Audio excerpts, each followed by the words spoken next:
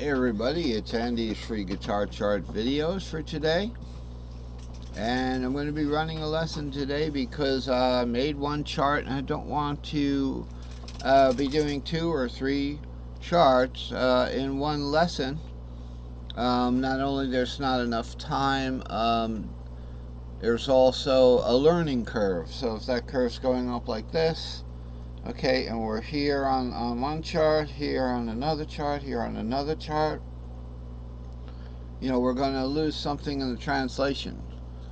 So welcome to my YouTube subscribers and my Facebook group friends, and anyone who's found this video.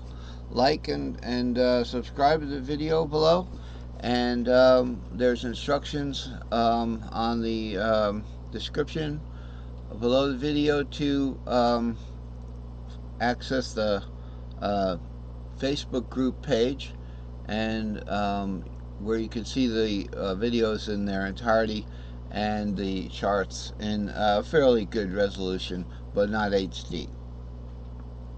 So let's look at this chart that I made today for today. It's chart 303. Okay, and it's pretty good. We're honing in on a new cage system this time. You know, the hot subject for this month or whatever it is for this time is kind of a new cage system, but it doesn't mean we're going to want to replace it. We're just applying the same logic of the original cage system to modal cages. So instead of the cage system is based on root 2, 3, 5, 6 key of C, okay, we would base it on, or so we'll be adding the 4th and the 7th. The 4th and the 7th to the cage system. How do we do that? So this is, without getting kind of dragged down by, this is an everything chart down here that, although this is, the chart that is down here is not the charts that are up here. Okay, so we'll refer to the everything chart, but that would be like going back to about 3 charts. So I've simplified it here and made it a little simpler. So the first thing to look at right here is we're going to be studying today this particular small ramp pattern stack is what born the new cages. Okay, so maybe we can employ the drawing tool here. If we have root 2, 3, 4 here and 5, 6, 7 root here and 2, 3, 4, 5 in a ramp pattern, okay, so starting say from root on the second string, let's say is root 2, 3, 4, then 5, 6, 7 root, just like that, and then 2, 3, 4, 5 like that, and 6, 7 root 2. So we're using it as a ramp pattern there. Okay, we could define some cages if we looked at each element of each string of this ramp pattern as a base string for a cage. So looking at this goes way up here, so it's like 6 strings there. So we would have cage 1 would be like there in the root color there, and then cage 2 would actually be this color, and we'd have the 5 strings of that. Okay, but it would only be this much. It's as high as the 4, 5, 6, that kind of thing, and so on. And you know, we would get, you know, just starting a third one, but we don't have it here. So I have it on the graph. You know, I have it on the chart, the fretboard for today. So then cage 3 would be this way. So these would be the new cages, and they're interlocked by that bass string by only 1 note. Well, okay, well, guess what? In the regular cage system, There's plenty of one-note interlock. Okay, if you look at down here now, referring to the everything diagram. If we look at the A cage, 5, 6, 7, pentatonic, 5, 6, 7, 2, 3, 5, 6, 7, 2, 3, 5, 6.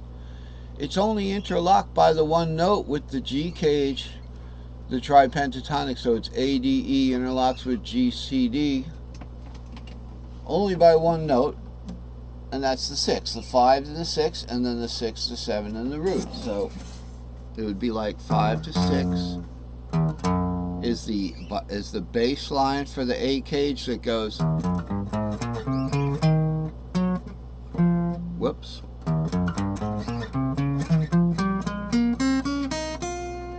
It's not perfectly in tune. By the way, it's good to know what you're playing, so if it's not perfectly in tune, you can still play through it to find out. You know, it doesn't throw you off as much as doing everything entirely by ear. Okay, now with the G cage is 6, 7 root, the bass line of your G. Now, how do you do that? How does that work? Let's look down here. Now, of course, this whole guitar is down tuned to two notes, two whole notes, as you know with all my guitars. So it's an A flat instrument, but I'm going to talk about it as if it was a C instrument, which would be what your guitar is. It's just got the fret nut on the E. So I have this note here marked as an E, but actually it's a C. Okay, so what were we talking about? Oh yeah. So the G cage is actually plays your G here. Okay, so it's a little out of tune.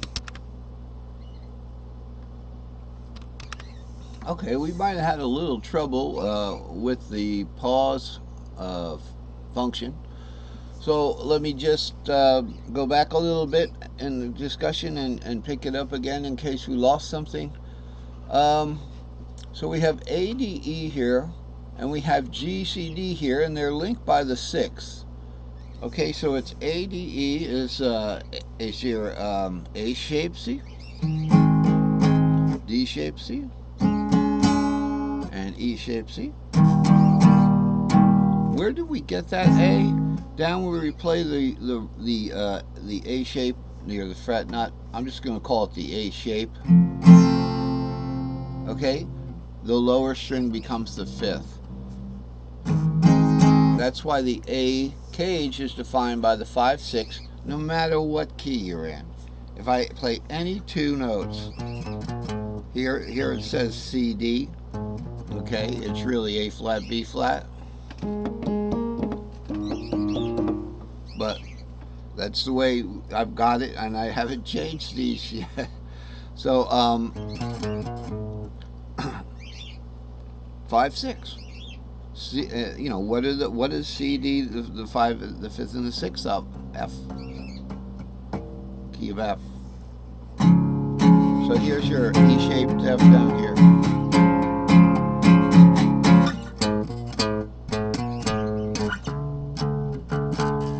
Okay, so the A shape is 5, 6, and the G shape is 6, 7 root. Okay, and so we play those cages.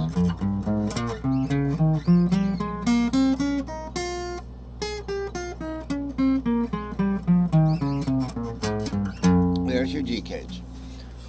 So they are linked on one note. Okay, however, there's two note linkage.